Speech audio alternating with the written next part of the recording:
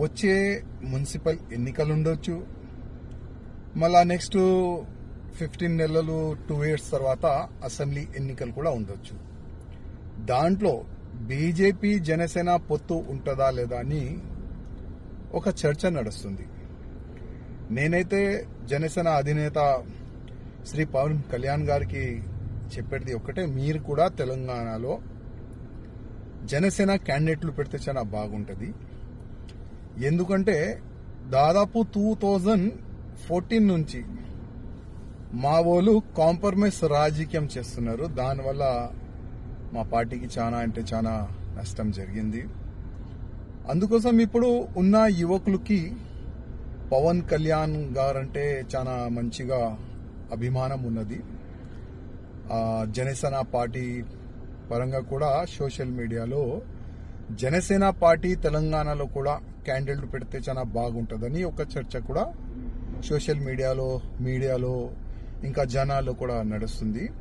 అందుకోసం దీనిపైన ఒకసారి ఆలోచన చేస్తే చాలా బాగుంటుందని మా పవన్ కళ్యాణ్ గారికి నా ఒక రిక్వెస్ట్ అనుకోండి, అభిప్రాయం అనుకోండి.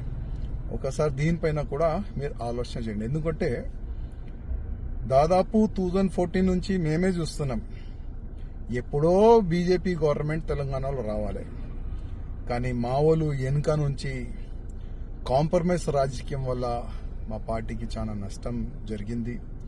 ఉన్న మా పార్టీ క్యాడర్ని చూడరు, సీనియర్ని పక్క పెట్టేస్తారు.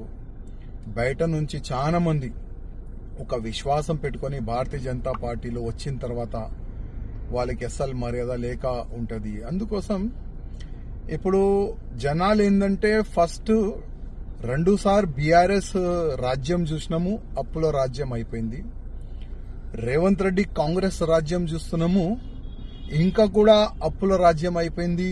అసలు ల్యాండ్ రేట్ కానీ జీరో డెవలప్మెంట్, అన్ని విధాలుగా ప్రజలు రైతులు అందరు కూడా చాలా ఇబ్బందిలో పడిపోయినారు. నెక్స్ట్ ఏ పార్టీకి ఓటేసి గెలిపిద్దాం, ఎవరిని మనం ముఖ్యమంత్రి చేద్దామని ప్రజల్లో కొద్దిగా నడుస్తుంది. అందుకోసం జనసేన పార్టీ నుంచి కూడా చాలా వరకు క్యాండిడేట్లు పెడితే నేను అనుకుంటున్నా జనసేన ముఖ్యమంత్రి కూడా తెలంగాణకి కావచ్చు.